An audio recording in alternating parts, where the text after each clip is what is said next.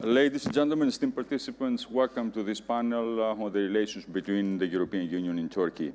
Over the years, Turkey has played an important role as a strategic partner to Turkey, in particular in areas such as migration, security, and trade. But the path towards EU membership, it seems that faces significant challenges. Today, with our esteemed speakers, who I'm very proud of, for every one of them, we will try to see the opportunities, the challenges, and the implications that define the current affairs between the European Union and Turkey.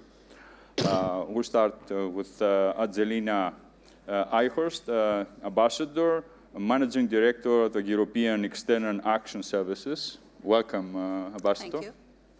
Elena Lazarou is next to her, Head of the External Policies Unit at the European Parliamentary Research Services. Welcome, Elena. Nice to have you. Nilgun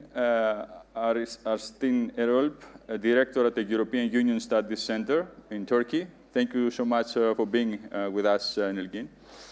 Ioannis Grigoriadis is next to her, Assistant Professor at the Department of Political Sciences at Bilkent University and Research Fellow at ELIAMEP. Ioannis, thank you. Ioannis will be the moderator in the next two panels in Turkey, so you will have the chance to enjoy him after our panel. And Ahmet Eralp Öztürk, Associate Professor in Politics and International Relations at in London at the Metropolitan University is with us. Thank you, Ahmet. Thank you so much. Angelina, before we go to Turkey, let's take advantage of your presence here and talk about the developments in the Middle East. How is the EU watching the developments in the Middle East and the concerns of the West of maybe Iran is launching an attack in Israel? Well, thanks. First, I'm happy to be on the panel with you, with all the speakers. We will do Turkey in a second. On your question, the machine is working, right? The whole diplomacy is working right now. You can see it. Somebody else said on a panel, don't go too much on about headlines of what Iran would do or other. Let us look what is underneath. We still work on the fact that the major players do not want to see a major escalation. So we have to really, really keep that together. I can only say that there's, for the moment, as you know very well, there's a lot of work going on with the key actors. I'm always, I always feel that, particularly for the Middle East, I mean, that is actually the region. And if I just go up East Med and include also Turkey straight up and also Greece, the whole region as such has such a huge potential. We've been trying to work out a strategy to work from conflict to cooperation, right, in the whole region. Many would say, this is just dreaming on, but I still think we have to continue to invest in this as much as possible and not to go further into escalation, but surely in trying to contain. Is the EU involved in these talks behind the scenes? There are many talks also from the EU side. Certainly a number of member states are up front for the reasons you know all well. And it is not true that somebody else said on another panel, EU is completely irrelevant in all of this. I'm sorry, not really, because in fact the EU has a lot to offer, and particular also when, there's one element that needs to be worked on the political process. I mean, we know the ceasefire, the hostage-free ceasefire, humanitarian assistance, but then really on the political process, this is a key role for the European Union to work on in the future. Mm-hmm. Now in Turkey, it takes two to tango, as they say in my hometown Lamia, nearby. So between Turkey and EU, it seems that we have the two with reluctant pace. Who doesn't want to dance? Who wants to take steps but is reluctant, hesitating? Is it a state that maybe both of them are happy? Maybe the music is not good enough to dance on. Who is playing the music? Good. Look, I've been now for the last 9 years, I work on EU-Turkey relations in Brussels. My first point for today is I'm really not so happy not to see my colleagues from the Turkish Foreign Ministry and from the administration this time in Delphi. They all told me they wanted to come, but for some other reasons. It's always good to have colleagues who work on the files with you as well, particularly at this point in time. The list of grievances is very, very long.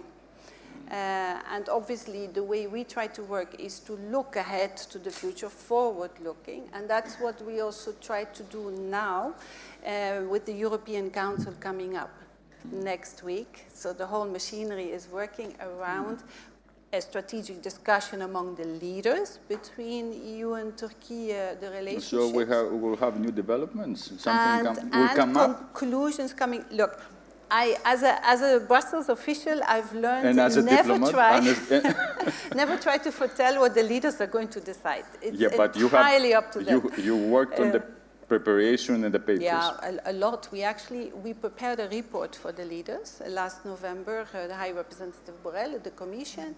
I think it was a pretty good picture of what is the potential of the relationship, where are also the pitfalls, where are the challenges. Now the point is, can we, let's call it this transitional period we have also geopolitically, can we actually feed toward a more mutually beneficial relationship? You know, I'm not even talking about accession, although I'm happy to come back to it, but at least to have a relationship which is it's a bit more foretelling, and you can actually predict between each other what we expect from each other, because there is a lot of, Turkey is a very important player, strategic player, globally now also, not just in the region. This is a fact. The European Union is as well, it's a fact. We need each other, right? So this, we have to see how it will go next week. What you're saying right now is that, and it is breaking news, it's like, to some extent, it's that it's the best case scenario that we have during the last years for EU in Turkey. No, the breaking news would be is that the leaders acknowledged the importance of having this strategic relationship mutually beneficial. But that is not breaking, honestly, because all of the member states know this very well. All of the member states, and I really say all. Elena, on the tango between the two, who doesn't want to dance? Well, first of all, thank you for the question, and I'm glad to be here. It is not for me to say who doesn't want to dance, and by the way, thank you for revealing my title, but I'm here as Senior Fellow at ELIAMEP, so everything I say is nothing to do with the European Parliament. Perhaps what I will say, picking up on what Angelina has said, especially looking at the report of last fall, is that there are many new dances to dance. And the reason why there are new dances to dance beyond the tango is because we are in a new geopolitical environment. So the agenda is changing. The agenda of enlargement, the frozen agenda of enlargement, the problematic and perhaps to be revitalized agenda of customs union modernization, the migration agenda, they're still there. But I would say that ever since Russia's war on Ukraine was launched, ever since we have the absolute destabilization of the Middle East, in the face of the upcoming US elections and US-China rivalry and a potential even more important US pivot to the Indo-Pacific, we have a new agenda for EU-Turkey relations. It's not because we decided that we do, it's because the geopolitics have brought it about. The multilateral institutions are in a moment where they're very challenged in implementing their missions. So for the EU, the dance is now not just its traditional dance. You probably have those in Lamia as well. It's more a new dance which has to do with the geopolitical EU that President von der Leyen had announced, which, by the way, I think in the next commission we will see coming back reinforced, potentially with a commissioner for defense, potentially with a bigger budget. It's geopolitical. It's vital, so it's strategic, because it's about security in the EU's immediate neighborhood. And here I want to refer to the Middle East that we talk a lot about here, but also the southern neighborhood and Africa. And in all this, there is a realization that pragmatism needs us to dance with Turkey. And I think from Turkey's point of view, and we'll say that, I guess, from our colleagues from Turkey, there is a similar realization that in the context of Turkey's strategic autonomy foreign policy, it cannot face these challenges alone. So partnership becomes a dance that's needed to dance. Now, of course, there is a bit of a flirtation and there is a bit of a, ignoring or sort of trying to be the upper hand. But I would say that there are incentives on both sides to work together on these new dances. I think Turkey has shown that it wants to join a lot of the EU's defense initiatives, and maybe we can talk about this a lot later because I think that's something, it's a carrot that will come up a lot.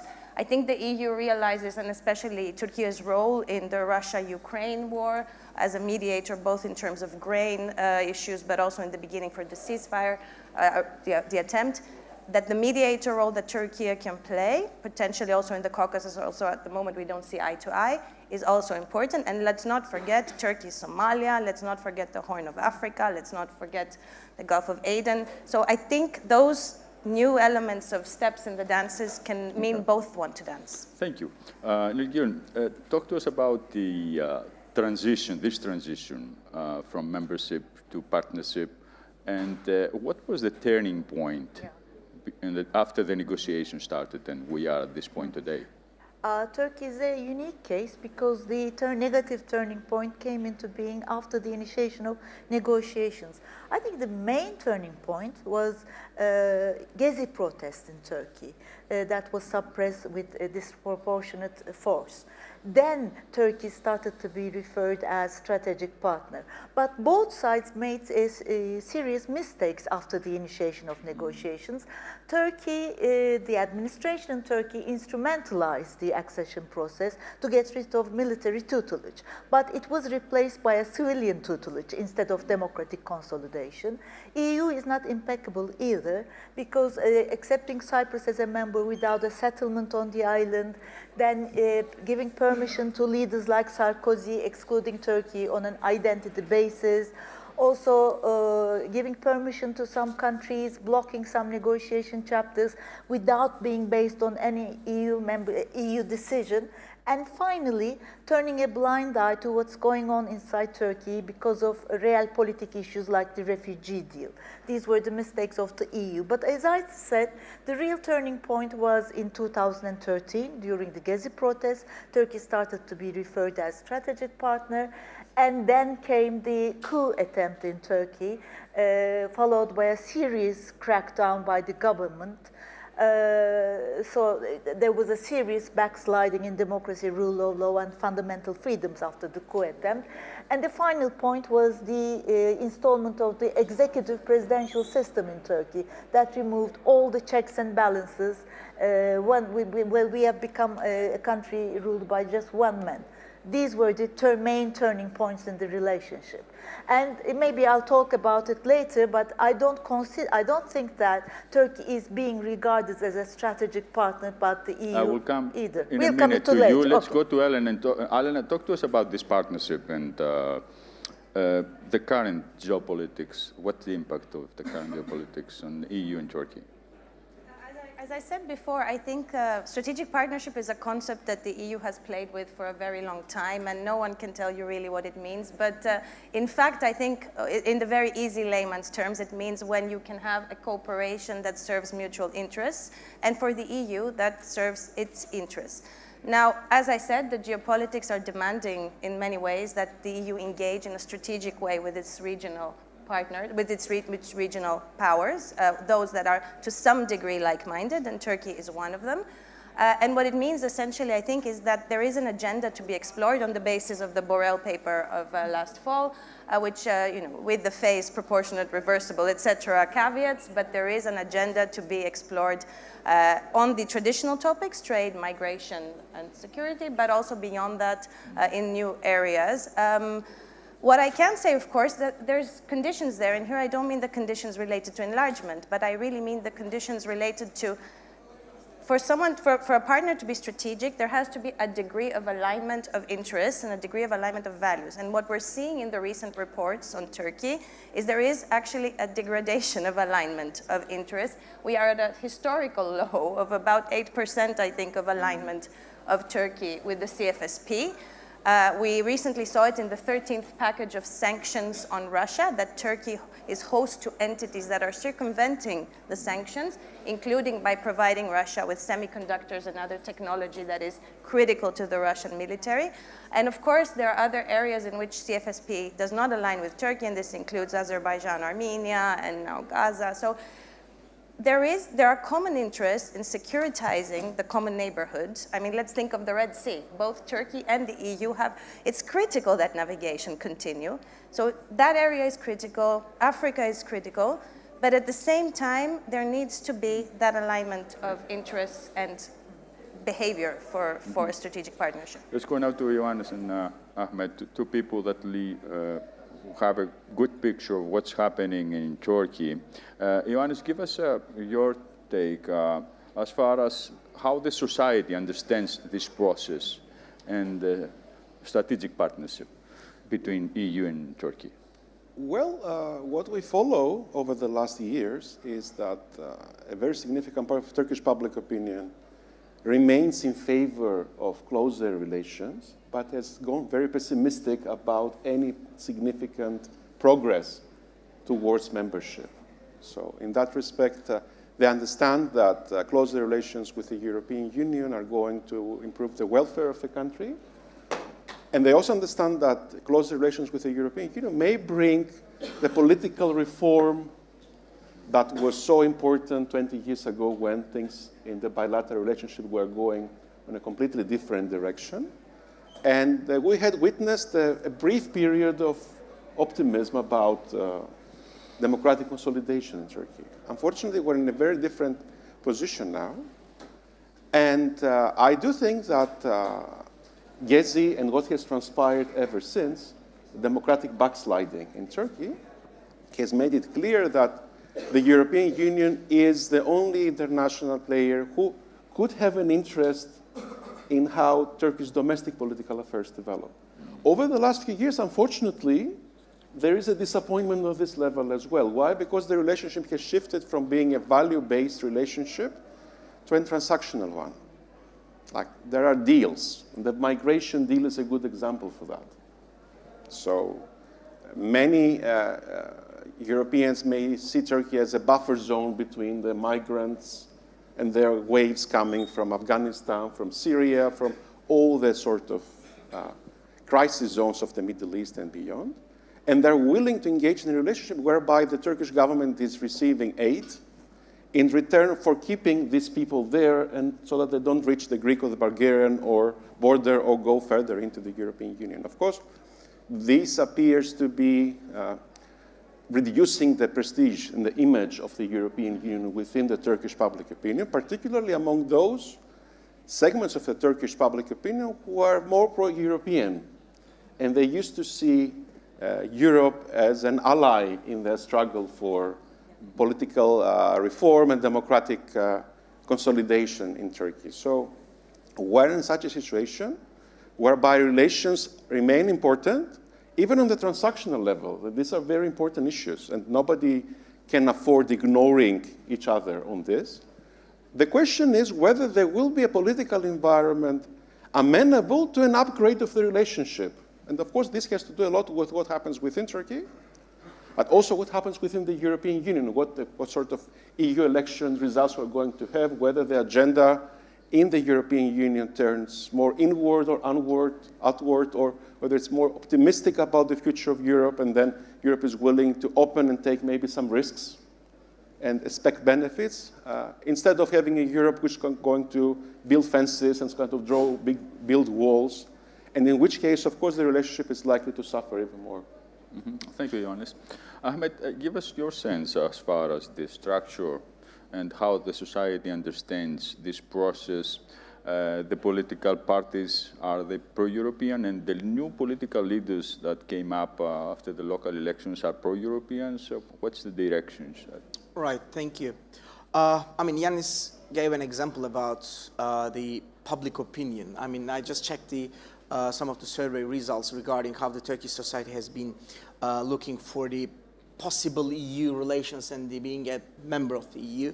And according to the latest Metropolitan survey company, 69% of the Turkish population is very favorable for EU. But if you ask me to define beyond the level of society, to define like Turkey with a one word, not only about EU, but precisely for EU, for many different topics, I can say that Turkey is a textbook definition of an oxymoron right now.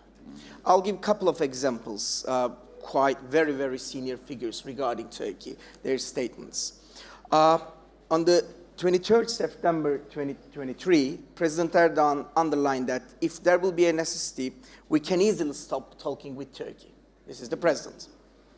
On the March 2024, Foreign Secretary Hakan Fidan says that the EU process is very important for us, but we are really fed up with the unnecessary demands of some countries. We are ready to stop. Okay, some positive, some negative. Mehmet Kemal Bozay, the Director for EU Affairs and the Deputy Secretary, Deputy Minister of Turkish Affairs, 8th of April 2024. Political actors shouldn't talk too much about the enlargements since the people of Turkey feel as a part of EU.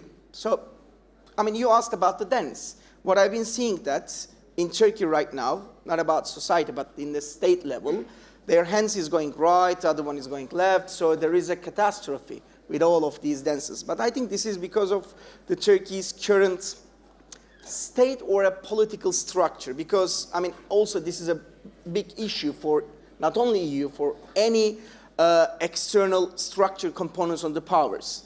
I mean, in Turkey, there is a regime, right? And the regime has very different layers. It includes Erdogan, in a very neo-patrimonial understanding, his close family and some relatives, some businessmen, so on and so forth. The second one is that, what we know that since the beginning of 2002, Erdogan's regime, Erdogan is a very capable political actor to establish unconventional, unofficial, interest-based partnerships. And within these circumstances, within the layer of the regime, there are nationalists at the same time. So if he would like to speak with Turkey, now this is another division, Turkey and Türkiye, I'm insist to use Turkey anyway.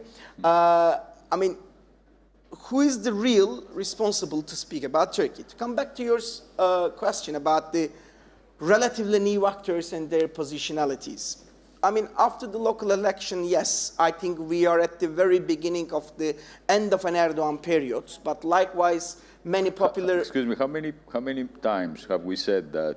What's the difference now? I mean, you may say that many different times, but this is the first time I'm using it as an experienced Turkish citizen. What's the turning point? This is like, I mean, there are lots of turning points in terms of the society structure. I mean, the beyond the definition of the shrinking economic conditions, so on and so forth. But let me conclude my sentences. I mean, we have been all watching Netflixes, right? And I think very popular Netflix series, episodes are around 45 minutes. But the last episode will be around 1 hour and 10. We are in the last episode. So you can be sure about it. So it might be the last time we're saying that.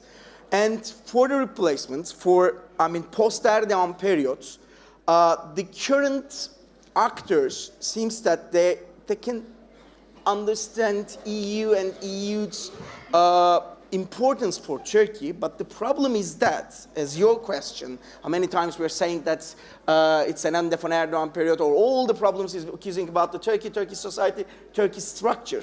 My question is that in here, whether the EU's actors is capable to understand what is going on in Turkey, what will be the next chapter will be about Turkey. I think this is the problem. Because when we are talking about Turkey, EU's problematic love affair, we are only accusing EU. We are only accusing Turkey. What about like 2007, 2008, during the Sarkozy and the Merkel period? I mean, EU also sometimes underestimating the capabilities of Turkey at the same time. So it is indeed important to understand the Turkish society, current structure of the regime. It's not very easy. And the qualifications and their differences, the newcomers' differences, I mean, Ekrem İmamoğlu, Mansur Yavaş, Özgür Özel, so on and so forth. But also it is impossible, it is very important to understand what the EU also did in the previous times, because here we are. Okay. Angelina will give an answer for this. This wasn't the question, actually, rightly. I'm very struck by the 69%. It's even better than I thought, because we somehow look at 50% in terms of Turkish population in favor of Turkey becoming member of the EU, or at least being close to the EU, etc. This is even, it's good, of course, it's very good. And you know very well, I don't say anything new. If you take it within the EU, unfortunately, public opinion about Turkey being member of the EU, public opinion is really low. I don't have the very latest figures, but it is not good, right? And you don't see today European political leaders for every country to actually advocate for Turkey's membership so strongly, as we, for instance, many do now for Ukraine. Ukraine has huge support within the European Union. Actually, we have 10. Let's talk accession for real. We have the 10 lined up. And in fact, the focus is mainly on Ukraine, Moldova. Today it's on Bosnia-Herzegovina. But it's really many of those who are on paper lined up, and then very much at the very end is Turkey, it does not get the attention of the leaders. Now we can analyze why that is, but I think it is a real issue, because that train of enlargement is going high speed.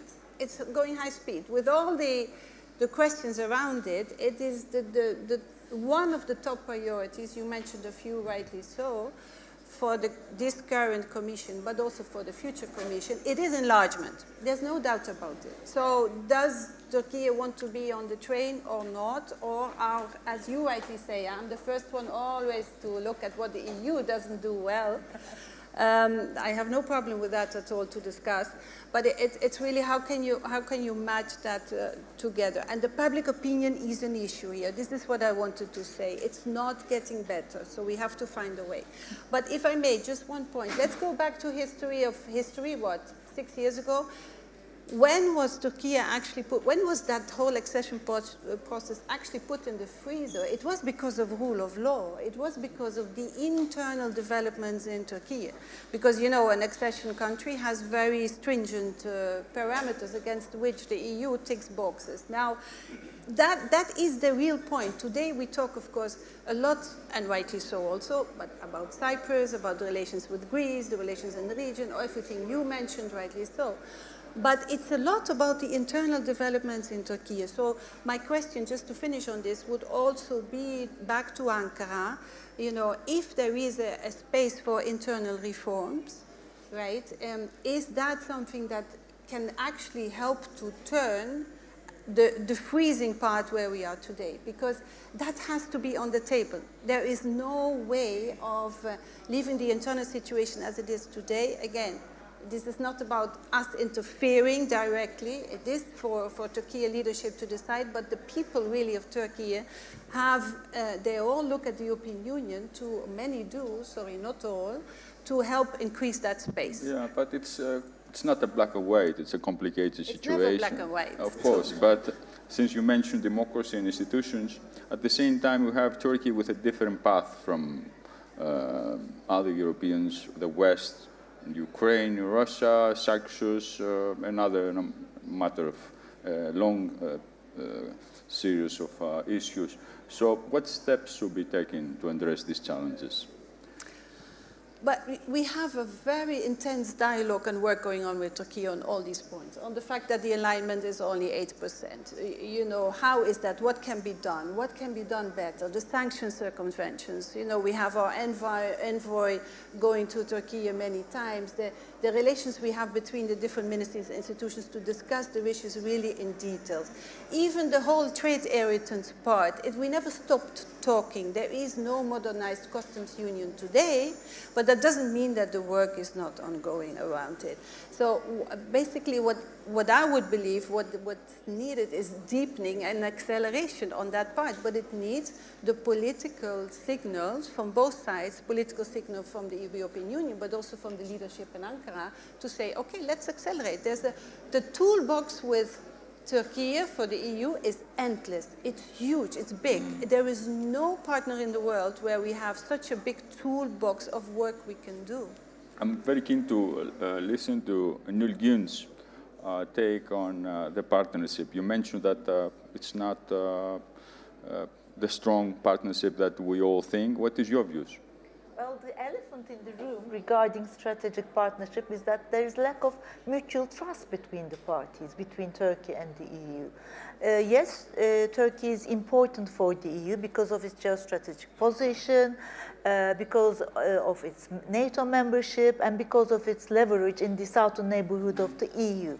But Turkey's unpredictable foreign policy, because the main determinant of Turkey's foreign policy is unfortunately domestic politics, the unpredictable foreign policy weakens the geostrategic importance of Turkey. And if you look at the past, recent past, EU stopped inviting Turkey to unofficial meetings, gimmick meetings of the EU foreign ministers. And when you look at the action plan prepared by Borrell's team, that will hopefully be tackled in the next week's EU summit, you will see that,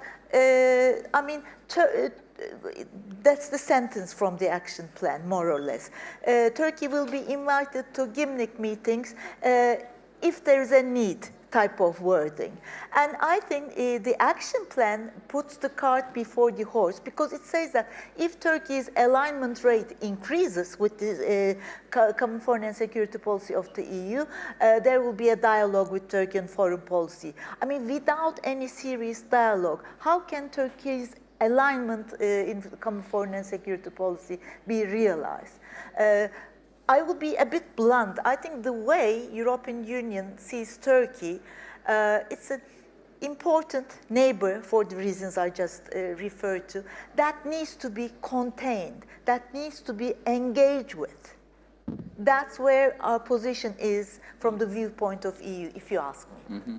Ioannis, it's interesting to see Greece's point, how Greece stands on these current affairs, the current situation between the European Union and Turkey. Well, Greece's membership of the European Economic Community. And there is a rapprochement between Athens and Ankara. Right now, yes, there is, and the hope is that the town turning into a rapprochement potentially is going to provide new space for the improvement of EU-Turkey relations on a number of areas. I think it's important here to stress a very big change on Greece's view of EU-Turkey relations that has shaped this relationship for the last decades. Greece, like in the end of the last century, Greece decided that Turkey's EU membership is to the benefit of Greece because it would provide an opportunity for the political and economic transformation of Turkey. So Turkey would be a better, more reliable neighbor, and a neighbor that would share values with Greece and the European Union, and this would allow the resolution of the bilateral disputes and the Cyprus problem. So in that respect, the Greek foreign policy elites, the Greek governments, decided that they need to invest on that relationship, and in the process, the hope was that the disputes would be resolved. Unfortunately, this didn't happen. And it didn't happen at let's say, when the relationship between Turkey and the EU was at the very best moment, like in the early 2000s.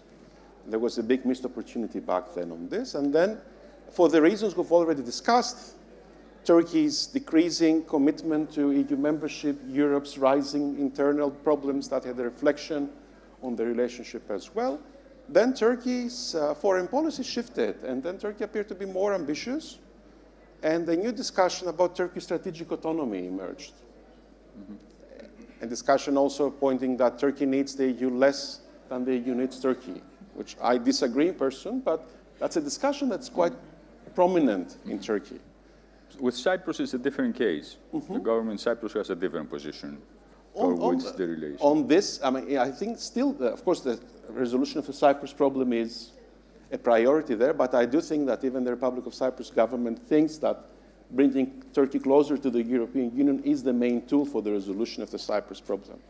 But apart from that, as the relationship has declined, then Greece is in search of a new framework for the relationship.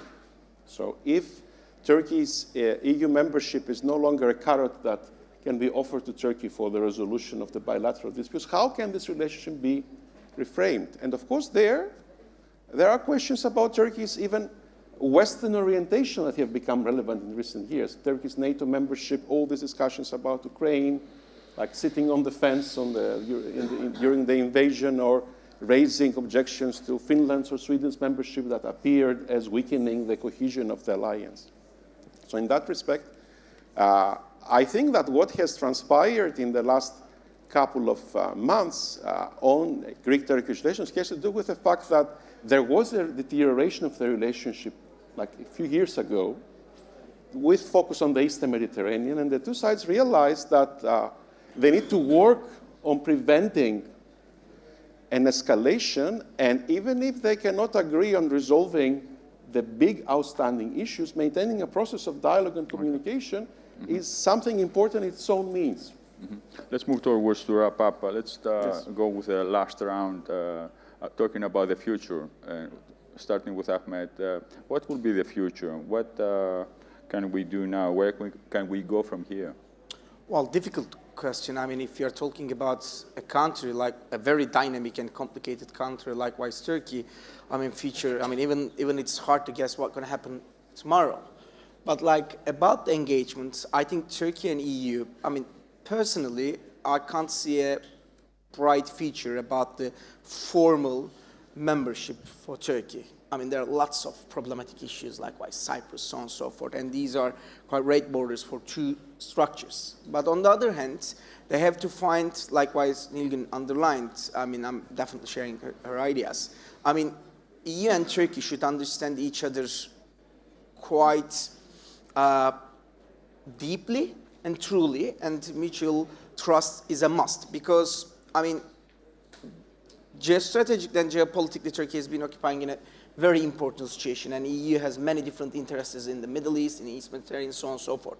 So in these circumstances, they need Turkey. On the other hand, in terms of population and economy, they need Turkey as well.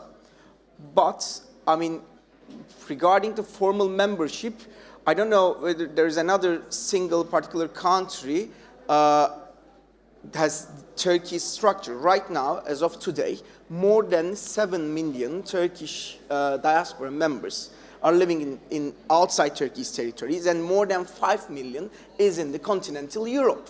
So this means that, in a very theoretical way, Turkey is a part of the EU. Today Erdogan, tomorrow maybe İmamoğlu, maybe someone else, has a capacity to control, to affect the streets of Berlin, Paris, so on and so forth, not only via diasporas, but also transnational state apparatus. I mean, can you tell me any other country that has more than 1,500 mosques in one particular country? And this is a state-oriented country. So Turkey, I mean, I mean, I might be the youngest among the audiences, but I mean, my age would pass like whether Turkey be an EU member or not. Turkey is a structure of EU, and today, exactly today, is the 74th anniversary of the Turkey's membership of the European Council. So it might be older than Greece or many other European countries. Yeah, Council of Europe, sorry. But like, it's one of the structures of the Europe. So this is, I mean, historically, and I can't rely on the surveys as well, as you said, but like more than 50%, it's still a scientifically significant number, is a pro-EU. This means that, I mean, it's like with a nail. It's hard to spread these two structures. So, I mean, instead of punching each other, it is for the future. I mean, it would be better for everyone to shake hands gently. Ioannis, both sides, can they work, both sides, towards fostering a more cooperative partnership? No, I think there is an opportunity, always. There are a number of issues where progress is easier than others. And we can start with this, like there's discussion on visa liberalization, there's discussion on expanding the customs union agreement, which has been a successful overall agreement and remains the kind of the pillar of the relationship at the moment. But of course, this depends very much on the political will, first in Turkey, I have to say, and then secondary in the European Union. So in a sense, it is important for us Europeans to look into domestic political developments.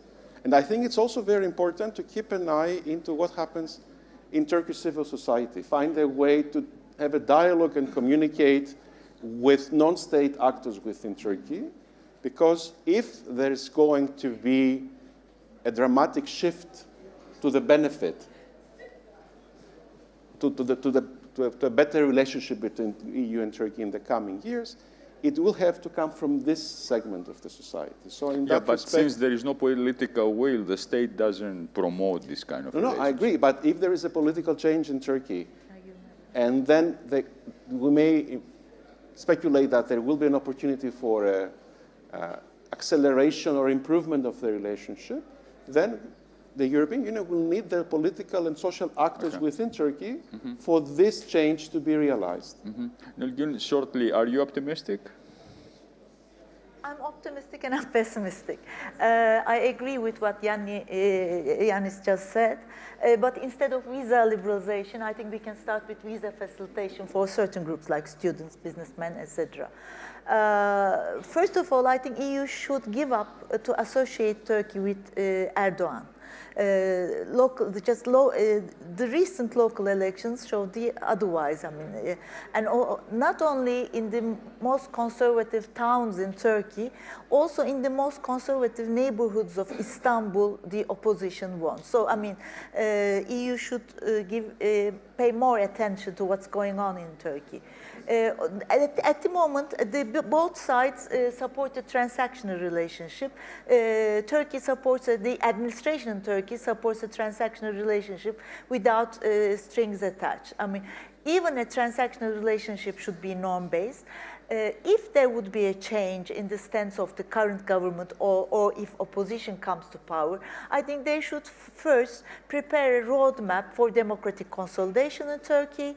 And when they are implementing that plan, they should this time, Turkey should put forward, design a strategy for cooperation with the EU, like a customs union modernization, visa facilitation, and the cooperation on refugee issue can be constituents of that. And if Turkey can take significant steps for democratic consolidation in the country, then Turkey can bring up the accession process again. And EU should give up excluding Turkey on an identity basis. The next day after the local elections in Turkey, Manfred Weber, the president of the European People's Party in the European Parliament, tweeted that, I mean, Turkey is an important strategic partner, but Turkey can never become a full member. This stance should be given up. That's it. So, Elena, are you optimistic about the future? I think we have to separate. I mean, it's clear from this discussion that there are several tracks of the future in EU-Turkey relations. There's enlargement, there's trade with the agreement, there is the strategic partnership, defense, geopolitics, and migration. And I think the future of each of those will depend to different degrees on the state of Turkey's democracy and institutional reforms and human rights and civil society, but also to other degrees on neighborly relations and security relations. So I think we may see these different tracks move at different speeds. I'm optimistic that some of them will move fast, but I'll keep the mystery of which they are. Angelina? I'm neither optimistic nor pessimistic. I need to be realistic in my work. But what I see for the next few months is, because there will be so much focus now on the elections in the EU, of course, we need to wait for the results. We have to see what is the new European leadership as well, as you mentioned, Parliament elsewhere. So I hope really there will not be any sort of irritant, big irritant or escalation elsewhere, because we have too much on our plate for now. So I think this is just, but we all agree on that. And probably there will be another moment after summer where we can try to revitalize, because for the moment I don't see enough space there. It was mentioned, you need the political will to create the political space. I think a lot can be done, EU-Turkey, a lot is possible. And my last word also for the Greek audience here, I think now the track Greece-Turkey it's a good track. It needs to be fed further. You see on both sides that there is an interest to do so. This is hugely important. Cyprus is also usually important, yet there is no track for the moment, really, although we will support the UN personal envoy in her work, for no doubt, but you need a track of talks and a table. I'll stop here because the seconds are counting, but let us have another rendezvous on this. Maybe I really like this panel, by the way, thank you very much, but to have another comeback on, maybe on next where year. we are. Yeah, Next year here in Delphi. Thanks. Thank you so much for your participation. And ladies and gentlemen, thank you so much for your attention.